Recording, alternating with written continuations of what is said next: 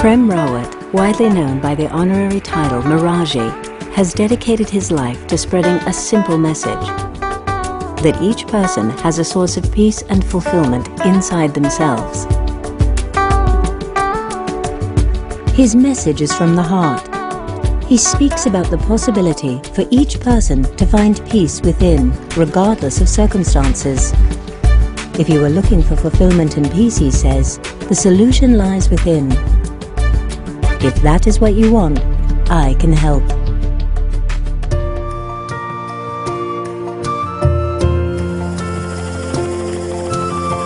During the last 40 years, I've been traveling around the world, reporting on the customs and traditions that give meaning to our lives. During those years, I discovered that the ones that were most valuable to me were the ones that gave me a sense of inner peace and self-knowledge.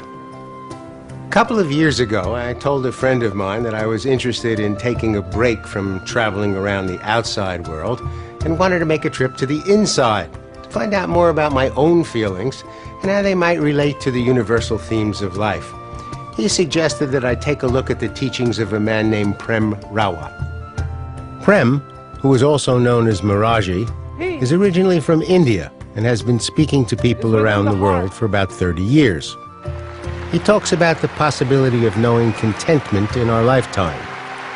He points out that the forces of modern society may stimulate our desires and drive us outward in a search for happiness, but lasting happiness can only be found within you. Like most people, I am interested in inner peace and self-knowledge. But as a journalist, I am particularly skeptical of anybody who tries to show me how to find it. In spite of that cynicism, I attended 2 lectures by Prem, and I found his message to be timely and quite significant and quite entertaining. And most surprisingly, some of the things he said actually helped me solve some problems that I was having with my family. I want to point out that I am not a student of Prem Rawat. I am a journalist interested in his story and his message. And he's very open about that. He says that the things that he teaches are significant to some people, but not to others. I have seen people in other places searching for a kind of self-knowledge or a knowledge different from the immediate environment. And I thought, wow, what an interesting reality, that there are people searching for better ways to live and teaching them. That's the way I see you, as teaching a better way to live. What I want to teach is not a bunch of ideas and not a bunch of concepts. I want to teach you to discover what you already have. It's a very different kind of teaching. But you're teaching me. That's what I feel. Or how about holding up a mirror? My job is to make sure the mirror is nice and clean. Nice and clean. And I hold the mirror up. And then I get to watch you smile. And you see in the mirror. Because you're always pleasantly surprised. What you say about mirrors is now echoing in terms of my relationship with my children. They'd ask me questions, and then I'd let them talk. People look at me and it's like, I didn't ask you to hold the mirror. I asked you a question. Why are you holding the mirror? And I'm saying, yeah, but keep looking. And you will learn to look within you. And when you do, you will find the answers. And I sit there and I clean the mirror, and clean the mirror, and clean the mirror, and clean the mirror. Look. I don't want to look. I haven't got the time to look. I'm too busy. That's not what I want right now in my life. Well, what do you want in your life? Did you look at the mirror again? No, I can't. I'm too busy. There's other things going on. This is interesting, but someday. Today is your day. Every day is your day. Not someday. Every day is your day. That's the way it is.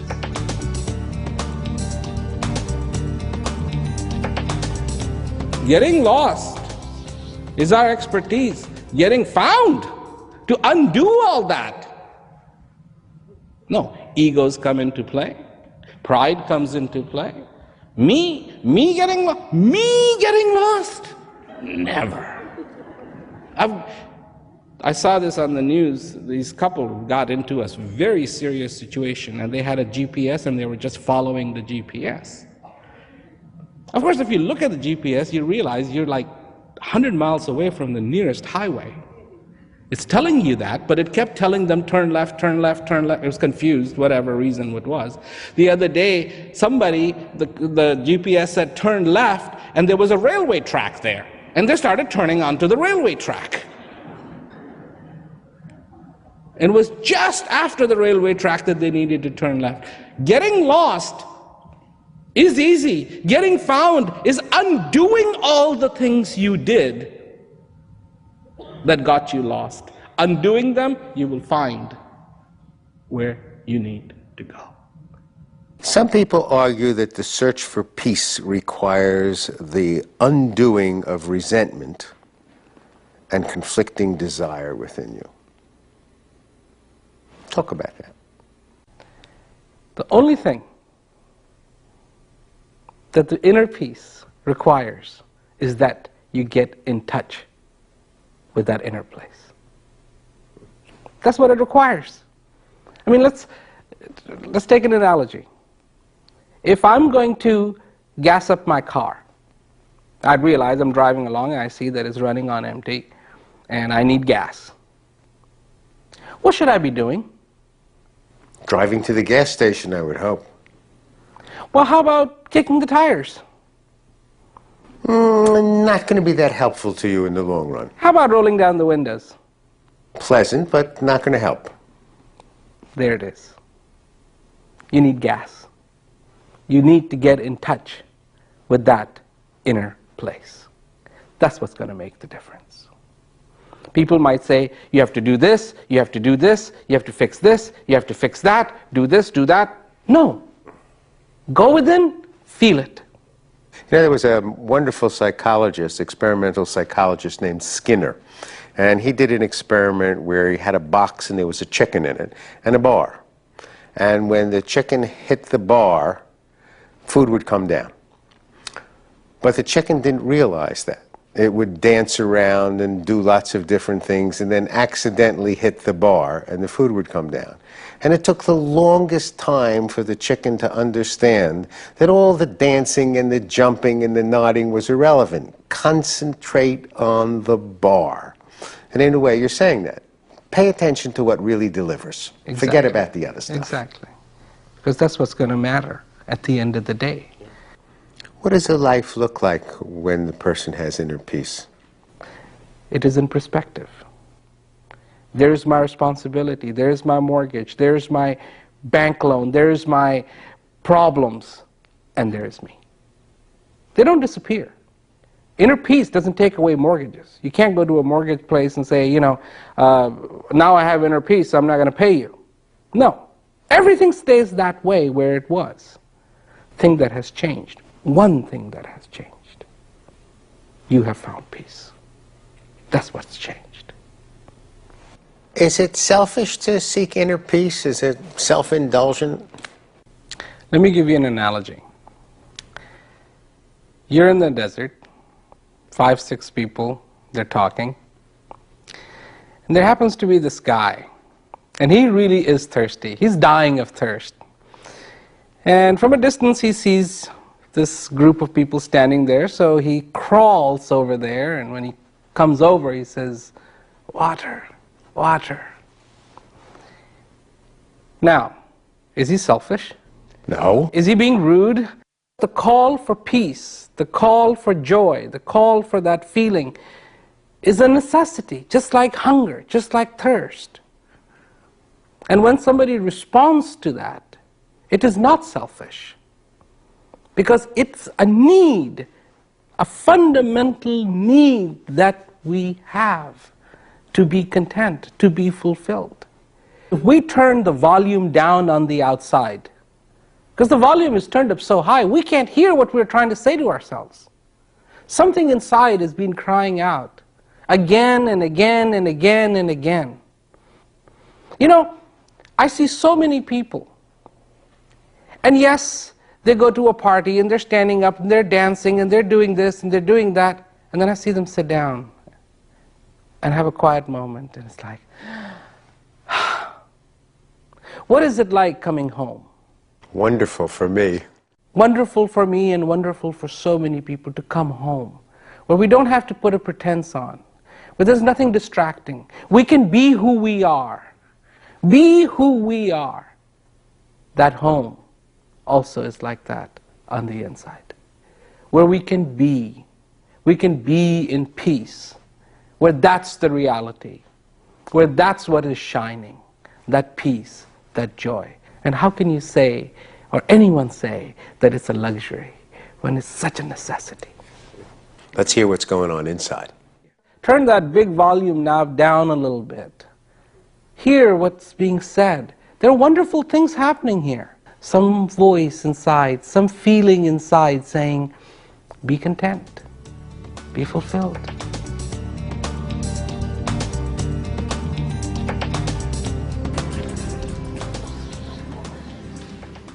If somebody keeps doing the same thing and they expect a different result,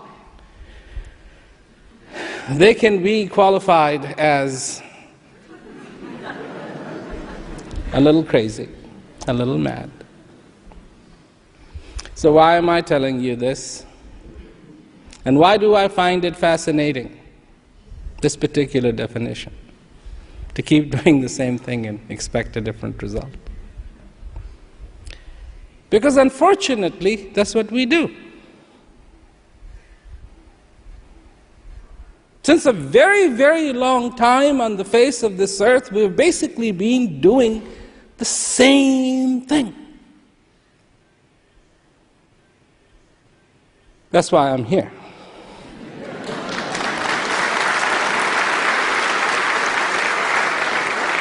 To propose to you that you do something different.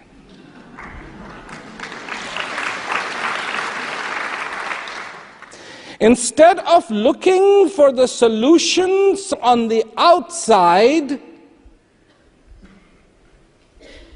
look for them on the inside. You won't find all solutions on the inside, you will find core solutions on the inside. What are the core solutions that you need?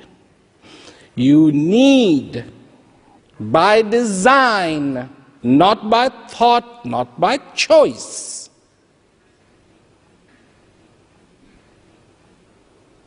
by design of a human being, you need to be in peace. Peace, not the kind of peace that is tied to something, but a peace that is inherent in every human being. Every human being. And we're talking everyone. Peace that is there when we are asleep, peace that is there when we are awake, a peace that is there when we are in the middle of the greatest turmoil. Not a result of something, not a consequence of something. Just because you turned off your stereo and you closed your windows and you turned off the air conditioning, now it's quiet and peaceful. No, no, no.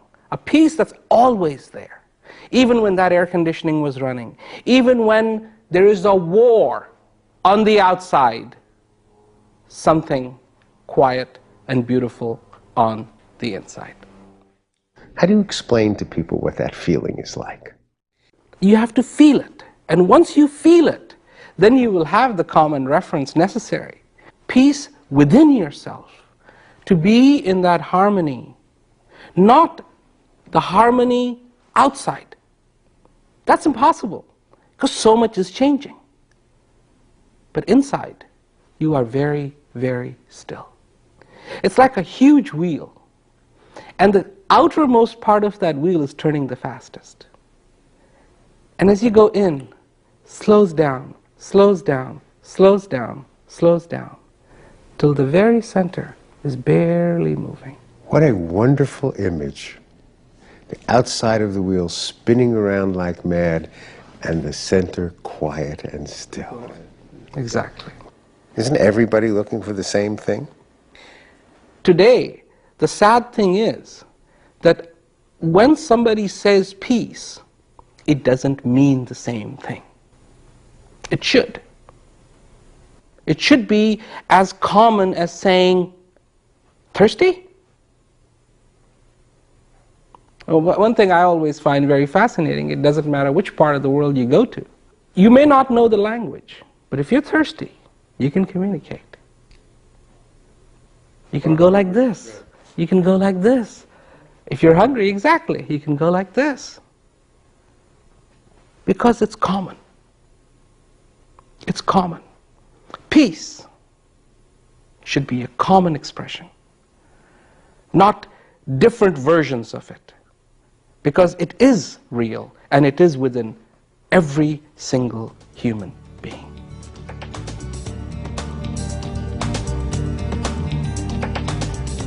The human being that resolves in their lives to be true to that thirst, to be true to that feeling, to be true to this breath, to be true to existence,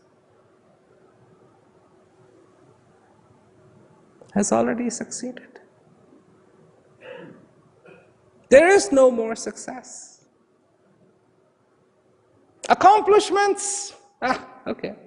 Come and go, okay. But success, that's success. Quite a few million people are going to watch us talking.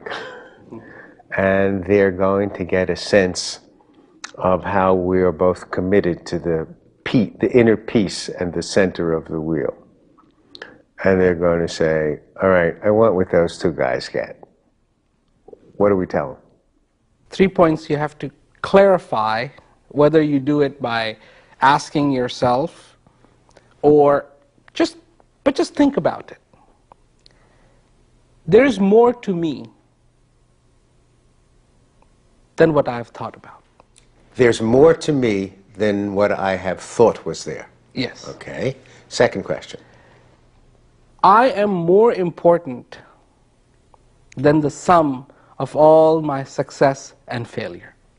I am more important than the sum of all of my success and failure. Second point. So I've answered yes to those two. Third, if you have honestly answered those yes to those two, and thus honesty, I'm not going to be the judge of it. You can't. Only I can't. can, right? Only you can. Then the last question, most importantly, am I ready to be fulfilled? Am I ready to be fulfilled? Am I ready to make the commitment for what I must do to achieve that? To achieve that. If you don't accept the possibility that peace is inside of you, how can you ask the question, do I want to be fulfilled? If you don't accept the fact that you are more important than all the things that happen around you, what does fulfillment, what can fulfillment mean to you? But only after you have answered yes to those two, then ask the third question, do I want to be fulfilled? And if that one comes up yes, I can help.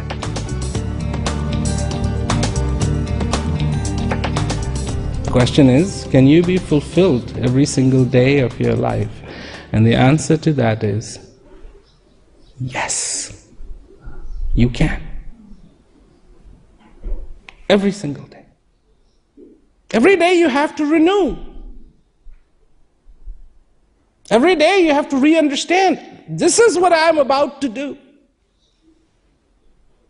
I am today going to use the resources of today and the resources that are within me to fulfill myself. Priority number one. Yes, I will do this. Yes, I will do this. Yes, I have to go there. Yes, I have to go there. Yes, I have to do this. Yes, I have to talk to this person. Yes, I have to buy this. Yes, I have to sell this. Yes, I have to do this. But today, I will also also fulfill myself. Today, I will experience peace.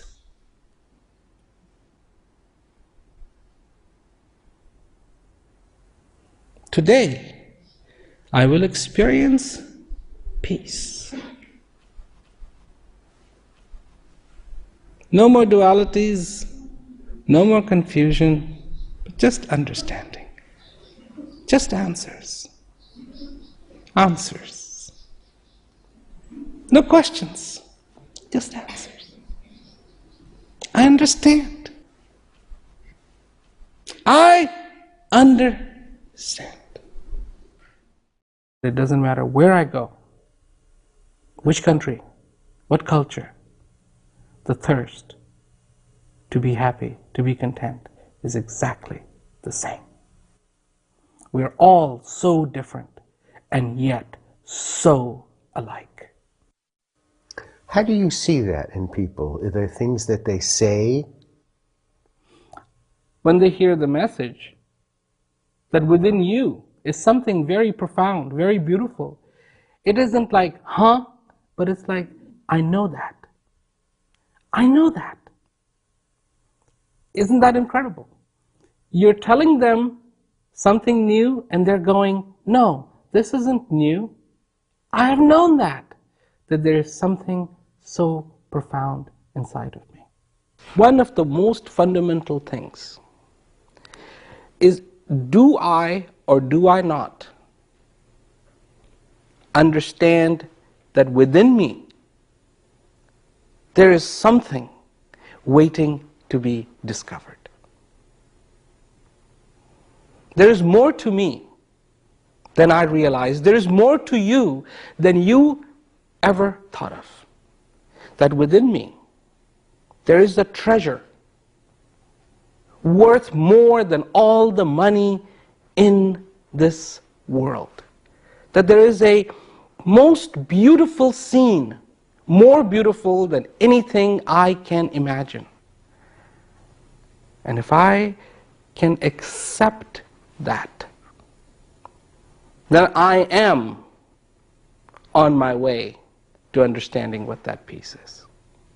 I wonder, if I get to the center of the wheel, how do I deal with the people around me?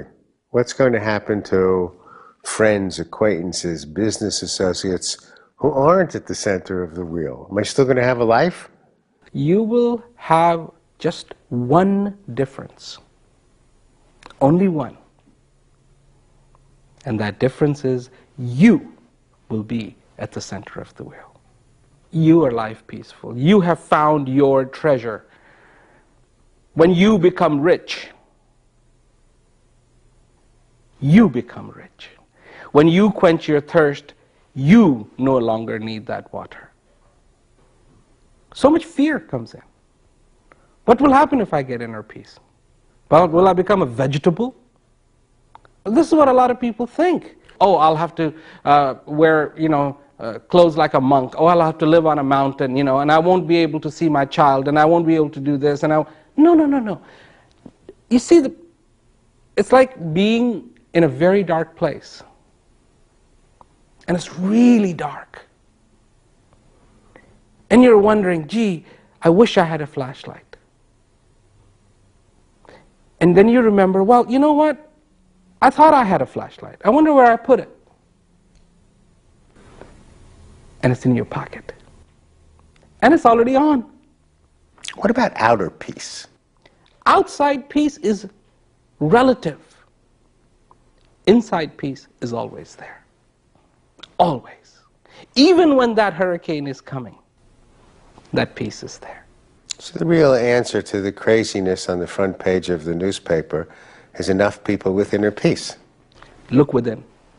Look within. Find it. Feel it. Enjoy it. Live it. Like it. Love it. This that I talk about is the very fundamental thing that is. And the thirst and the desire for it is the fundamental. And the question is, do you understand how fundamental that thirst is? How fundamental your need is to be in peace? This is all about backtracking and figuring it out. You came in this world, all you wanted to do was be happy. If you don't believe me, just watch a baby. That's all the baby wants to do. If it's happy, it's happy. Not happy, make me happy.